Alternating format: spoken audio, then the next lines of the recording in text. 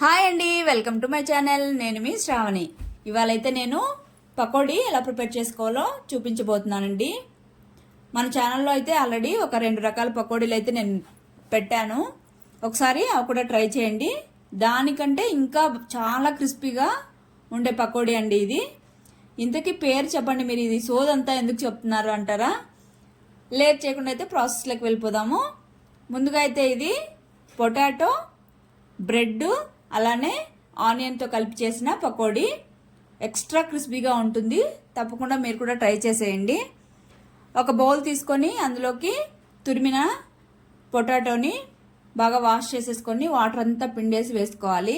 తర్వాత సన్నగా కట్ చేసుకున్న ఆనియన్స్, అలానే కొత్తిమీర, సాల్టు, తర్వాత జీలకర్ర, పసుపు, కొద్దిగా సోడా కావాలంటే వేసుకోండి, లేదంటే లేదు. తర్వాత 2 స్పూన్స్ నువ్వులు వేసుకోవాలి. వేసుకున్న తర్వాత అయితే ఈ ఆనియన్స్ మొత్తం బాగా ప్రెస్ చేసుకుంటూ బాగా ఈ కారాలన్నీ దానికి పట్టేలాగా మిక్స్ చేసేసుకోవాలి. మిక్స్ చేసేసిన తర్వాత కరివేపాకు కూడా కొద్దిగా కట్ చేసేసుకొని వేసుకున్నాను. అలానే 1 స్పూన్ మైదా వేసేసుకున్నాను. తర్వాత చూస్తే ఏమో శనగపిండి అయితే లేదు. ఏం చేయాలా అని ఆలోచిస్తుంటే బ్రెడ్ ఉందన్నమాట ఇంట్లో. సో బ్రెడ్కి అయితే చుట్టుపక్కల ఉన్న అంచులన్నీ కట్ చేసేసి 4 పీసెస్ తీసుకున్నాను. ఇది మిక్సీలో వేసేసుకొని పౌడర్గా చేసేసుకొని ఇందులో వేసేసుకున్నాను.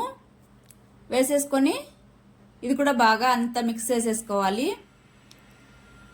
మిక్స్ చేసేసుకొని ఒక 2 మినిట్స్ అలా పక్కన పెట్టేసుకుంటే సరిపోతుంది. అందులో మనమైతే ఆయిల్ హీట్ చేసేసుకుంటే సరిపోతుంది, సెట్ అయిపోతుంది పిండి అయితే. కానీ నేను బ్రెడ్తో ఎలా వస్తుందో ఏమో అనుకున్నానండి. తప్పకుండా అయితే ట్రై చేయండి. చాలా అంటే చాలా క్రిస్పీగా వచ్చింది ఇదైతే. నేనైతే ఫస్ట్ టైం ట్రై చేశాను. ఆల్రెడీ తెలిసిన వాళ్ళైతే ఓకే, తెలియని వాళ్ళైతే ఖచ్చితంగా ఒకసారి ట్రై చేసి చూడండి.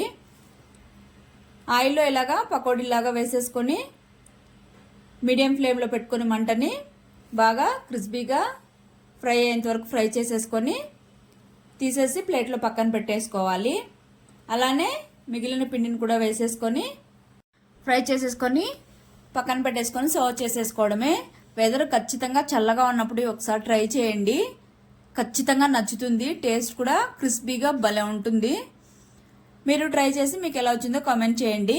నచ్చినట్టయితే సబ్స్క్రైబ్ చేసుకోండి. Okay, bye.